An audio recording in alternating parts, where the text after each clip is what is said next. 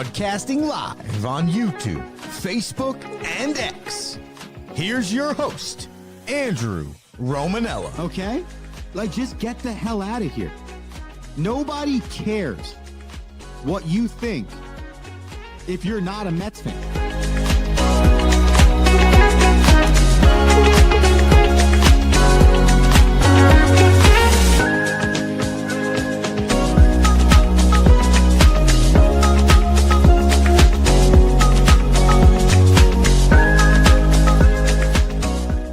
What's going on, everybody? Welcome into another edition of The Rome Show here on October 1st, 2025. I am your host, Andrew Romanella, a slightly shortened show for the people today, but nonetheless a show you can sink your teeth into. It's The Rome Show. We are broadcasting live on YouTube. That's youtube.com/the Romanellas, youtube.com/the Romanellas. When you go to the Romanellas page, be sure to hit subscribe so you can get all of our content, including every live Rome show that broadcasts on YouTube. The Rome Show 1 on Twitter X and Instagram. That's the Rome Show, then the number 1, Twitter X and Instagram. Head over there. You can comment live on both the Twitter X and the Instagram. Or finally, for my social media dinosaurs out there,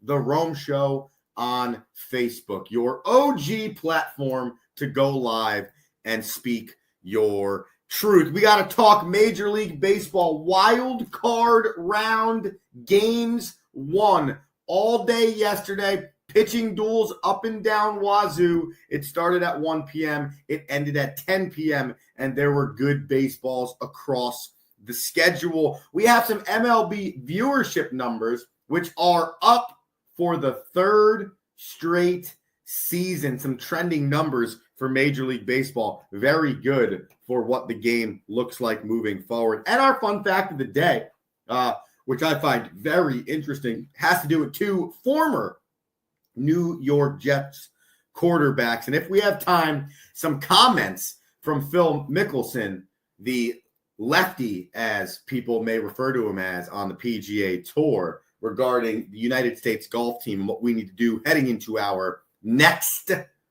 Ryder Cup in 2027. So let's get started here with the MLB postseason review. Games number 1 from yesterday. Here is your breakdown. First and foremost, we will start with the Boston Red Sox and the New York Yankees. Arguably some of the most controversy surrounding this game based on managerial decisions. The bottom line is this was a pitching duel between Garrett Crochet and Max Fried. And when you get into the wild card round, you are playing a best of 3 series. So you have to win 2. It's a sprint to 2 wins. In this case, the Yankees had their ace, Max Fried, 19-game winner on the mound against Garrett Crochet, the Boston Red Sox ace, 18-game winner on the mound. And it was a pitcher's duel by pitcher's duel nature. Crochet, 7 2/3, 4 hits, 1 earned run, 11 Ks. Max Fried, 6 1/3, 4 hits, 0 earned runs, and 6 Ks. But the most important moments of the game, Max Fried gets himself into some trouble in the 7th inning at 102 pitches. He's your ace. He's your donkey. There's no real tomorrow for Max Fried because if you don't win this next game, your season is over. It's not a 7-game series where he can pitch again. Aaron Boone decides to go to the bullpen, the shaky A Yankees bullpen, and it was a bad decision by Aaron Boone. This is the type of game you manage where there is no tomorrow. Why take your starter out when there is no other start for him to have if you do not win in this series? I think a terrible decision by Aaron Boone that results in 2 runs. 2, okay? And here's the other worst part about that. It's a man on first base, single, okay?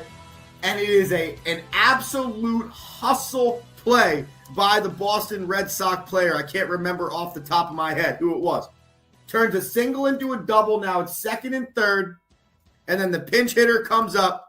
I believe it was Yoshida, and Yoshida hits the single up the middle to make it 2-1. So two things happened there.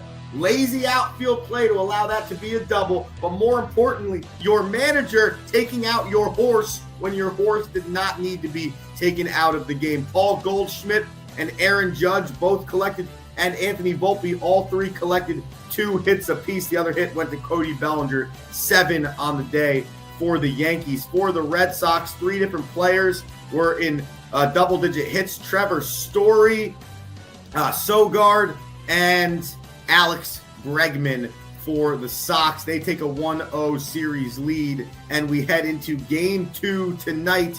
Sox and Yanks. You got Bello versus Rodon on the hill. Game number 2, or game number 1, or game number whatever, the Tigers versus the Guardians, the other AL wildcard game. This was another pitching battle. Stop me if you heard this all day yesterday. Tarek Skubal went 7 2/3, 3 hits, 1 earned, 14 Ks for the Tigers ace. That is the most Ks in a game in over 50 seasons, postseason game that is, for a Detroit Tigers starter. Also in this game, Skubal had 11 pitches over 100 miles per hour. That is ridiculous, considering not once during the entire year did he have more than 6 in a given start. Gavin Williams got the start for Cleveland, and he was really good as well. 6 innings, 5 hits, 0 earned, 8 Ks. Like I said, yesterday's wild card was centered around pitching. 4 hits for the Guardians, 5 hits for the Detroit Tigers. Their hits just came at more opportune times. Tigers take a 1-0 series lead. In the NL, the Cubbies, they defeated the Padres 3-1. The Cubbies had 2 runs in the 5th inning, which really ultimately led to this victory. Not as deep of a pitching duel here as the Cubs. Matthew Boyd went 4 1/3, 1 hit, 4 hits, 1 earned, 2 Ks. And Nathan Pivetta for the Padres, 5 innings, 3 hits, 2 earned, 9 Ks. The Cubbies put together some really good at-bats throughout the course of this game to eventually get to the point of taking the lead on a Carson Kelly homer in the 5th, and then adding to that lead on a Nico Homner sac fly in the 8th, 1-0 series lead for the Cubbies. And finally, last night, the Dodgers tried to do everything they could to blow out the Cincinnati Reds, including Shohei Ohtani with 2 home runs and Teoscar Hernandez with 2 home runs. Balls were flying out of Chavez Ravine last night. Edman added 1 as well. Cincinnati continued to fight. That's what you're going to get from this team. But Blake Snell was too good, and the Dodgers are too good. Snell, 7 innings pitched, 4 hits, 2 earned, 9 Ks for the Dodgers to take a 1-0 series lead. All 4 series are back in action tonight, leading off with the Tigers and the Guardians, then the Pods and the Cubs, then the Red Sox and the Yankees, then the Reds and the Dodgers. The exact same lineup as last night. To finish, Major League Baseball got their viewership numbers back, and it's looking pretty good for the game of baseball. Here's some cool stats for you. First and foremost, this is the 3rd straight season that Major League Baseball has increased their overall attendance, like live at games. And furthermore, they reached over 70 million fans for the first time since the 2017 season. At 71.4 million people came out to watch a baseball game live during the 2025 season. A 20% viewership increase on social media for Major League Baseball, up to 17.8 billion views, which is fantastic. And then finally, on the networks that produce this Major League Baseball type stuff, Fox viewership up 9%, FS1 up 10%, ESPN up 21%. Too bad you decided to leave us on the table because we're not better than any other sport according to you. Unbelievable. TBS 29%, MLB Network 13%, NHL Network 20%, and MLB TV up 34%. There is an uptick in Major League Baseball across the board right now. Viewership, popularity, parity, excitement, all of the things. So saddle up for day 2 of the wild card round. And what we learned yesterday, and the bottom line when it comes to winning a World Series, is you are only as good as your game's starting pitcher. And that, we learned yesterday, is the most important part of winning a World Series. Pitchers duels all up and down the board yesterday in Major League Baseball. Let's see if we get the same on day 2. You're about to get a quick commercial break. 40 seconds. Then we come back, and I got some facts of the day and a quick note from Phil Mickelson on what U.S. golf should do moving forward. About 5 minutes left here on a quick Hump Day Rome show. Broadcasting live on YouTube, Twitter X, and Instagram. Back after this.